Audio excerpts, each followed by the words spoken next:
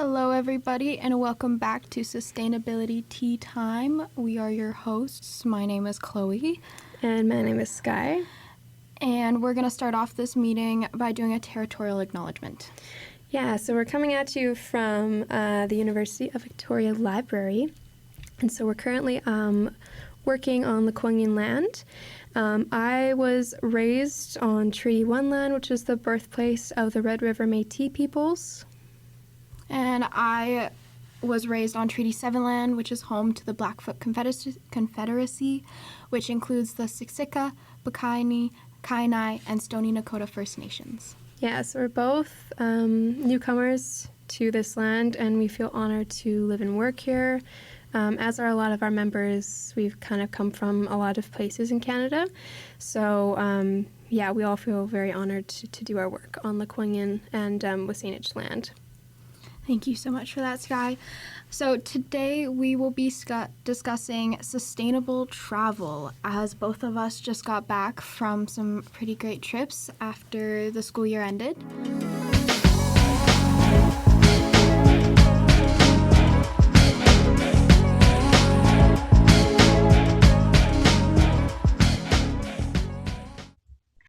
I just got back from a trip to Mexico for a week, Puerto Vallarta specifically. And I was backpacking Europe for the month of May. So kind of different travel itineraries that we had, but we figured we'd speak on both of them because they're kind of two different types of traveling that students might do. And we'll just speak a little bit on sustainability, food, what sort of tourism we saw happening in the places that we were in. Cultural, things that were consistent there and what the difference was between the two places we went. Well, I guess you went to more than two places. Yeah. A little more. But yeah, I guess we can start off with, so I went only for a week, but I brought an 80-ish liter checked luggage that was free. So, which was pretty nice. Yeah, and I went to quite a few different places, and we were taking planes and buses and trains, and so I just brought a carry-on for the whole time, which was actually really nice. I just brought a backpack, and so I wasn't able to pack as much, but it was nice to just not carry as much.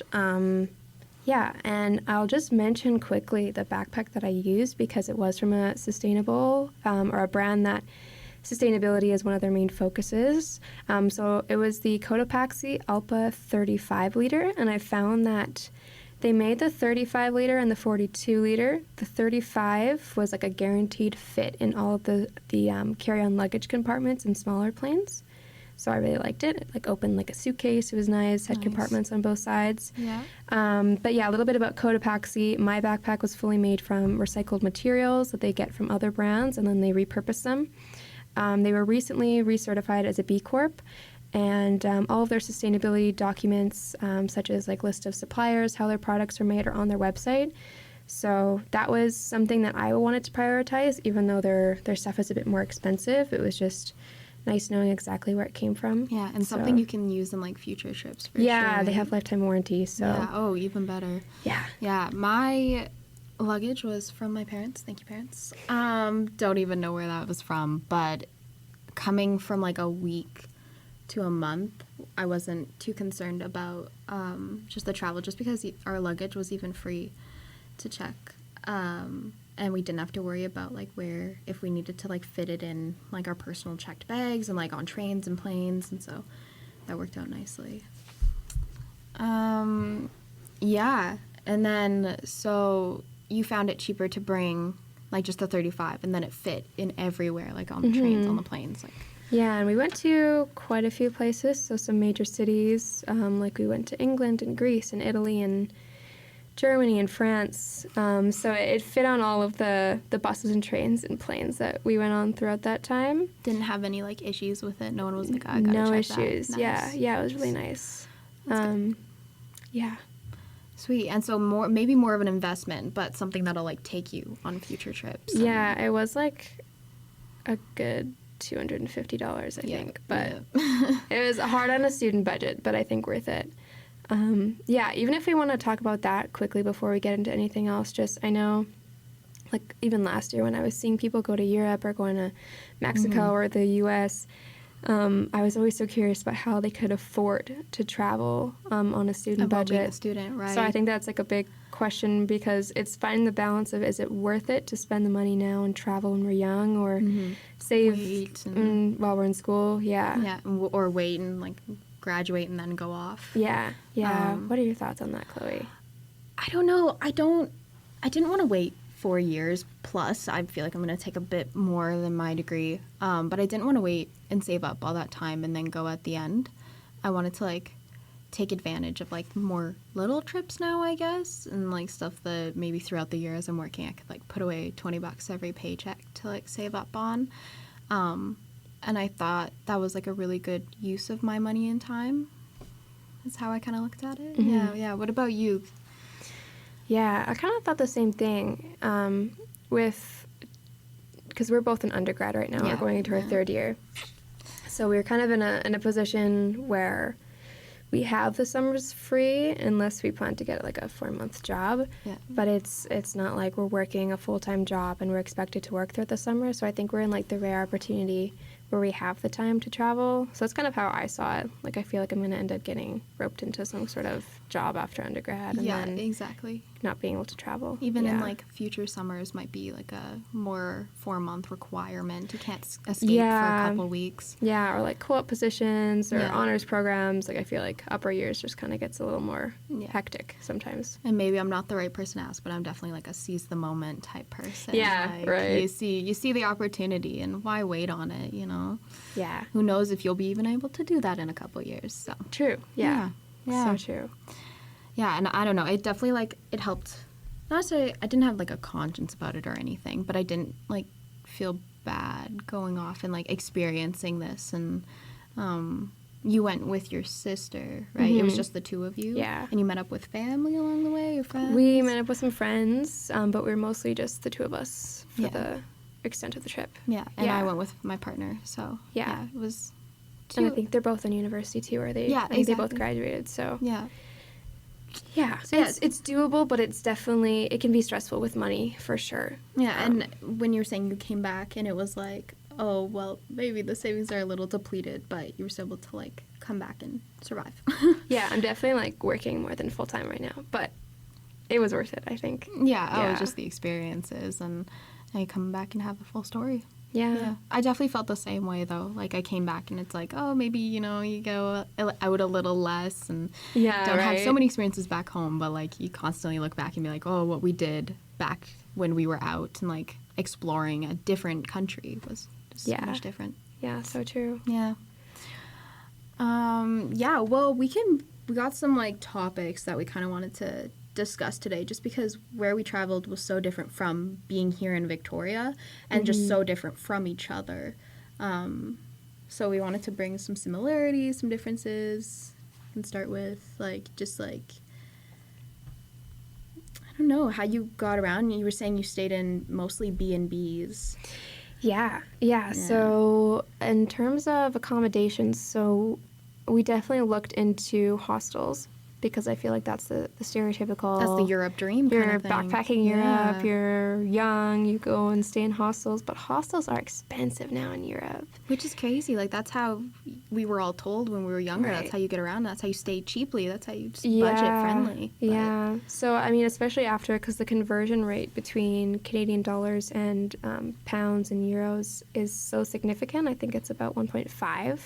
Wow. So, I mean, you lose a lot of money right off the bat, but we were seeing these prices for hostels in places that we wanted to stay, which were like the bigger cities, so they would be a bit more expensive. Yeah. But they were like 60 euros for a night in London, and the conversion, that's about like $100 Canadian for one person. For one night. Yeah.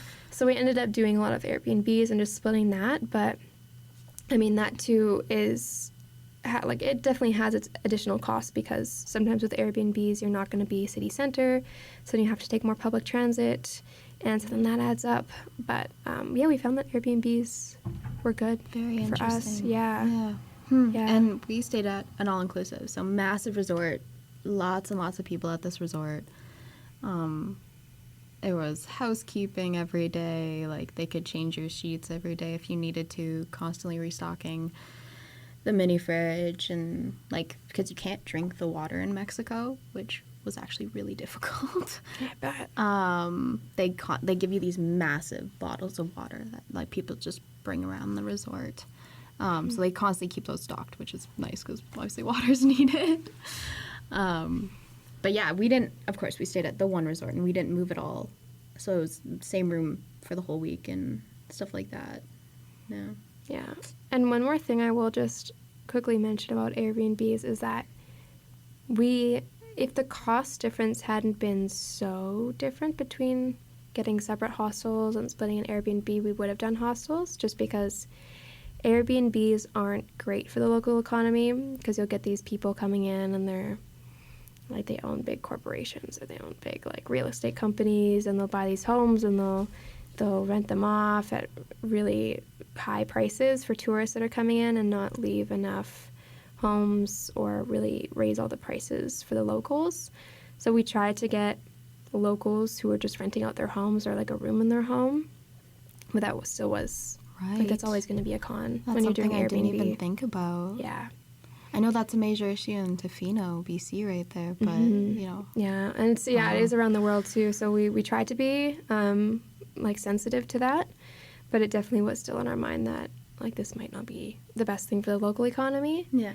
But yeah, But I mean, you got to weigh out the odds there, you know, their student budget, and then yeah. So it's good that you had that on your mind, like you were mindful of that though. Mm-hmm. So Yeah.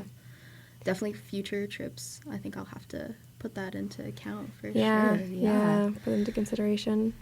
So do we want to talk a little bit about transportation? Because I know that usually gets brought up too. I think that was definitely a big thing for you, just because you took so many forms. Like, even just like when you got to the destination, you were taking public transportation within the areas. So how was that? Was that tricky to figure out, especially different language based? It was, I feel like once we got into the smaller, and I mean, we didn't really go anywhere, we didn't really go to small towns, but smaller cities, it was more tricky than with the really big cities that have like all the signage is in English and everything is pretty easy to understand. I mean, London was all in English. That's London. Yeah. London was great. They have a great transportation system. In my opinion, it is. I mean, it's pretty expensive, but a lot better than Canada, especially better than Victoria. Okay. A lot better, because they have their subways and they have their trains and then they have Trolleys, buses and right. everything. Yeah. Berlin was really great too. It was really expensive though. Paris is really expensive, but also really good. I mean, like, a lot of these bigger European cities have a great transit system, which was such a change from Victoria. Like, we didn't ever take a taxi. I think we took an Uber, like, once when we were in Athens, just because it was cheaper. But, yeah, it was so different realizing how many other cities are so ahead in their public transportation in comparison to Canada, and just how much more accessible it is to a degree. Like, it's accessible for people who can afford it. Okay, yeah. So you're not going to get as many drivers. Whereas here, I mean, you kind of need a car to get around a lot of places. Just like the urban sprawl here is just crazy. Yeah. Yeah. So that was nice to see, and to just use that sort of transportation. Not have to rely on, like, finding a taxi or something like that. Yeah. Very interesting. Yeah. Yeah, we didn't, like I was saying to you earlier, we didn't go into town at all. Like, we stayed on the beach, and then we walked into a town close by, which was, like, a touristy town. Of course, we went on a Sunday, though. And in Mexico, I guess the Sundays are still very much a family day. So pretty much everything was closed, and we ended up going to a very local market that was, like, no tourists at all. And, we walked everywhere. We were definitely so tired when we got back, but then we realized that people walk this beach every single day. Like, I would say we walked a good 12 kilometers just, like, along the one beach. Oh my goodness, yeah. It was so far. But this is people's everyday jaunt. So at the end we were like, oh, that was really tiring, but, like, knowing that people do that just every day was crazy. Yeah. Do you want to touch more on that? I know we were talking earlier before we started recording about a lot of locals who get involved in the tourism industry and depend on that for their livelihood. Yeah, You're talking about that with the beach vendors. Definitely. I mean, you just walk out of, like, you get past the pools and stuff of your resort, and it's just people are lined up. They have people with horses. You can do, like, horseback rides along the beach, and they just have horses that are sitting on the beach until someone will come up and pay for it.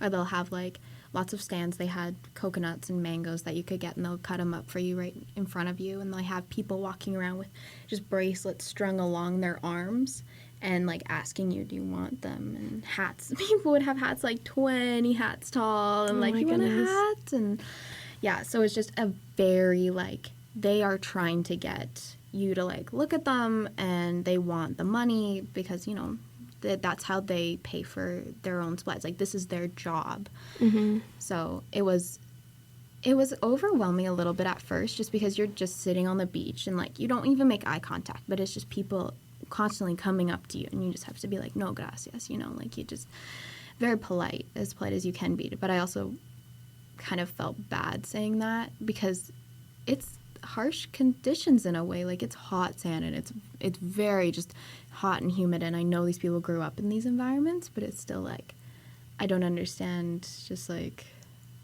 it's a hard business to be in. Yeah, for sure. Yeah. Did you see a lot of that, or was it mostly just around, like, you know, the Eiffel Tower and, like... Yeah, there were a lot of locals who were selling, like, selfie sticks or little keychains, or a lot of locals who were selling water, actually, which is really smart. Yeah. Oh, right, because you have to pay for water in Europe. Yeah, that's another thing. That's a whole other thing. Oh, my goodness. Everything comes with a cost. You want to go to the washroom, you have to pay €1 to get to the washroom. To use the washroom. Yeah. Wow. Yeah. Something I did not know. Unless you, like, go into a cafe and buy a coffee and then use their washroom. But then you're still kind of paying for it because you're buying coffee. Yeah. But, yeah, there were a lot of vendors, especially around, like, the Colosseum, Leaning Tower of Pisa, Eiffel Tower in Paris. Yeah.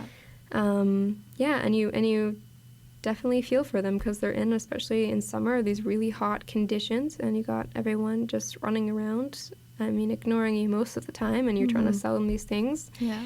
And so, yeah, a lot of the time I definitely felt bad, especially when they were kids who were selling them. Exactly, yeah. But then again, it's like thinking about where these products came from and how they were manufactured and where the supplies came from, how the resources were extracted.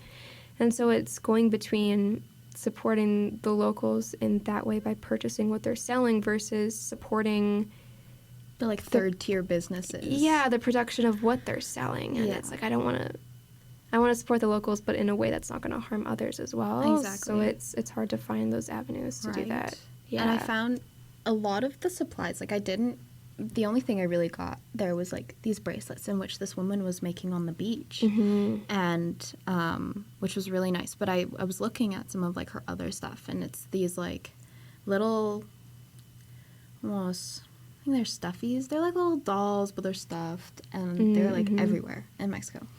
And they say, like, where they're from, like, bought, and some of them were like, oh, like, made in Mexico, and it's like, okay, this is, like, very local, we don't know, it still has a tag, so obviously it's manufactured in some way, but a lot of it was, like, made in China, made in Vietnam, and it's like, what is the ground of, like, supporting local versus supporting these, like, businesses? Yeah, for sure. Over ocean.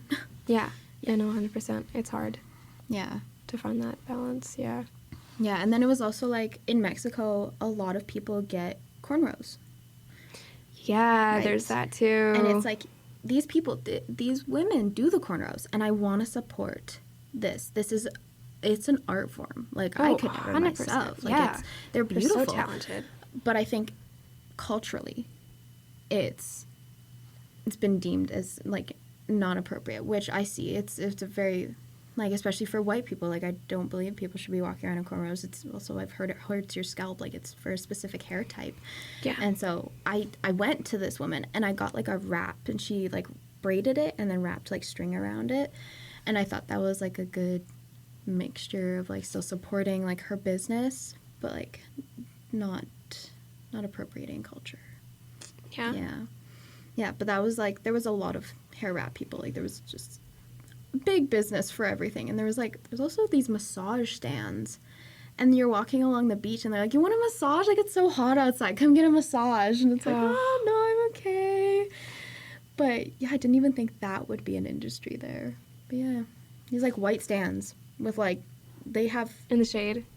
Nice and cool. They create shade. Right, I guess so. Yeah. Yeah, and they have the beds, and they have like, they'll have these fans with like ice behind them, like blowing on the beds. Nice and cool, but... Oh, that sounds nice. Yeah. Yeah, it was really neat. Just like, you would never see that kind of stuff here. And obviously, because this is a subtropical rainforest versus like a desert area. But yeah, it was very neat. Yeah.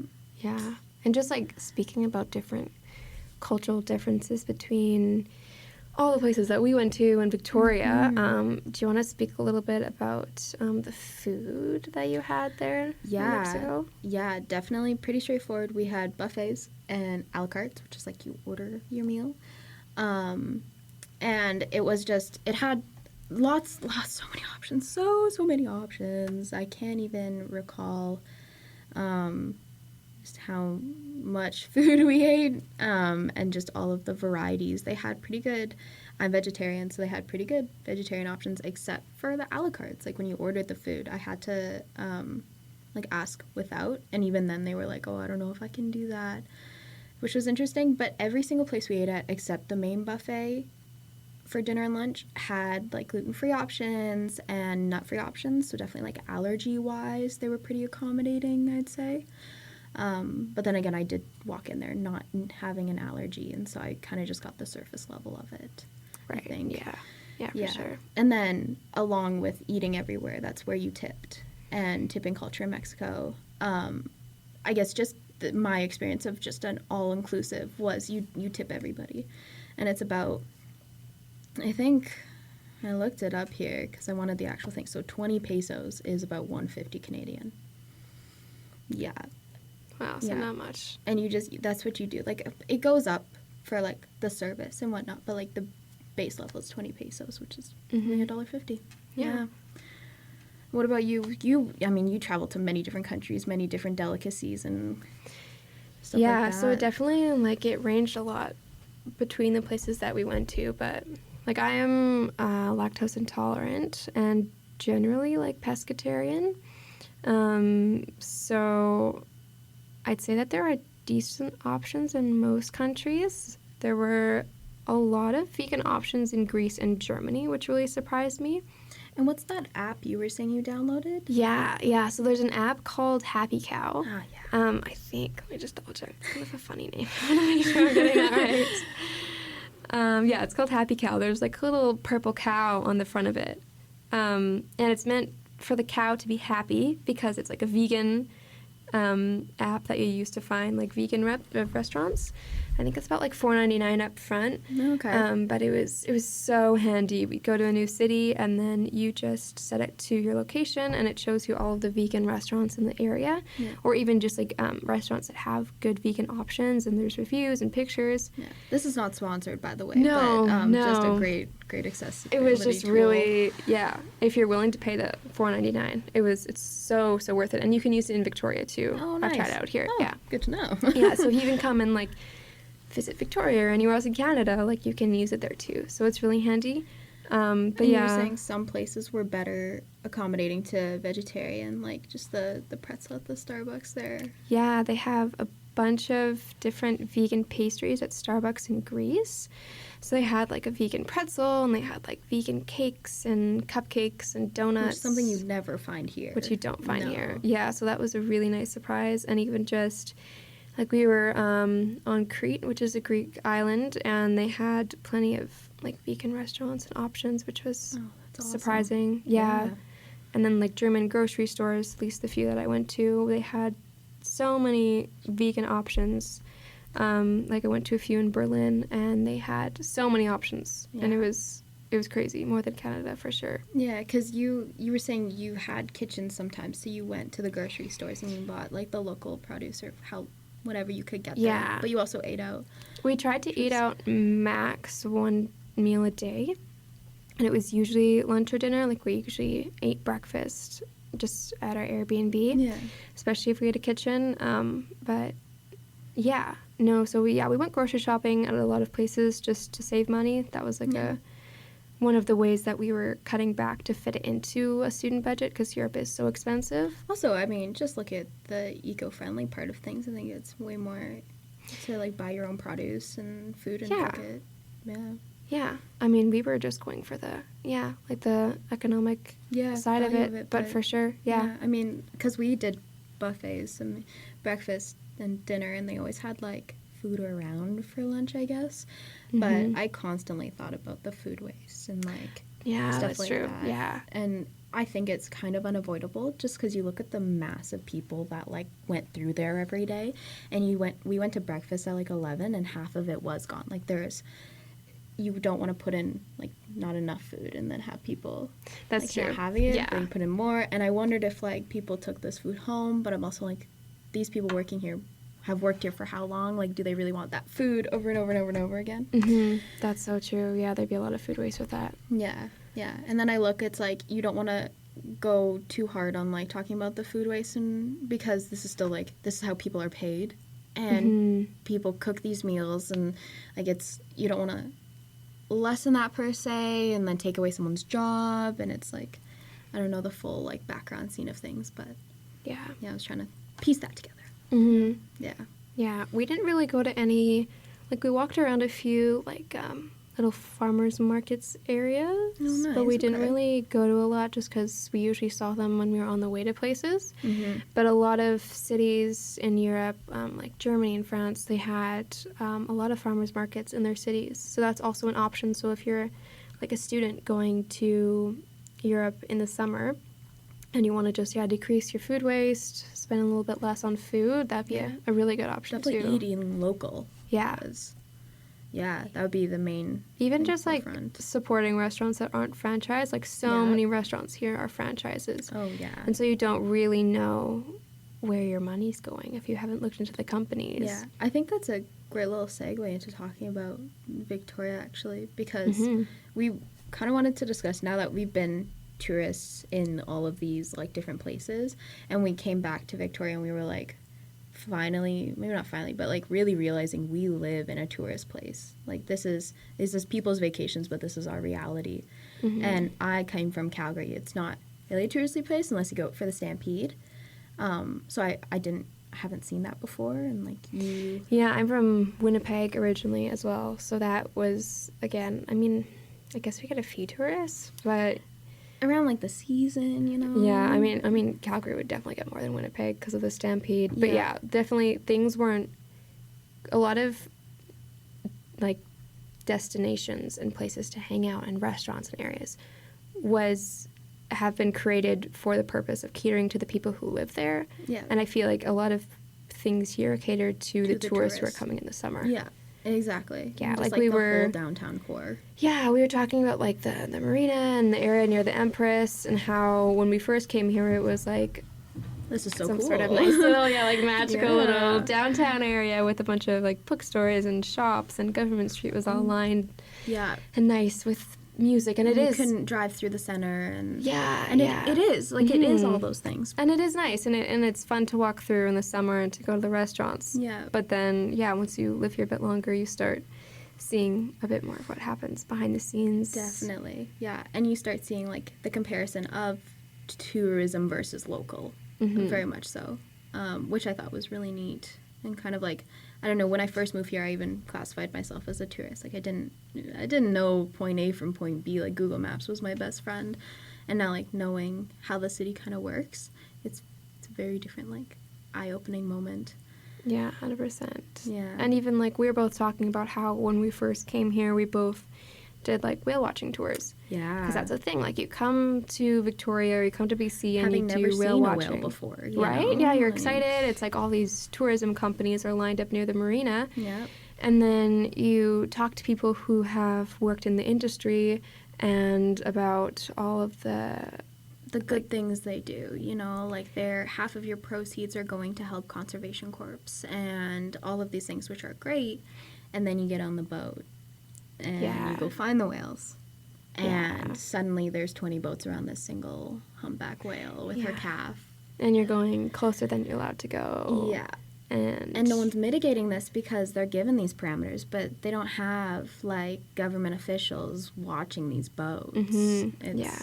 They're trusting these people, and that's one of the main reasons they had to shut down the corridor within the islands, is because these boats were just getting way too close, and the whales needed somewhere to escape. Or even when we were at a club event for the Ecological Restoration Club back in March, I think. A group of us went to Penter Island, and we saw some dolphins, and we saw an orca too, possibly. Because we were all the way out at Pender, right? And like that is on the beach. That is a ferry route. Yeah. So we saw the ferries go through, but then we were seeing these groups of dolphins and I think whales come through, and then suddenly there was like a whale watching boat that just came like right through the middle, and I was like, oh great. Yeah. Like the Zodiac, just like chasing them out, like engines blazing. Like they didn't even slow down. Group of tourists with their cameras ready, and and it's a fine line, because like I wanted to see the whales too. Like that was the main goal. You can't just go look out into the ocean for a day and see the whales. Like it's definitely a treat. And like the whale group that I went with, their whole thing was, if you don't see a whale, you get a free come back. You know, right? Yeah. So we didn't get that, but like it's kind of crazy. Just like you don't see them from afar. Like they're up close. You see the like massive like scale of these giant organisms, and it's just wild.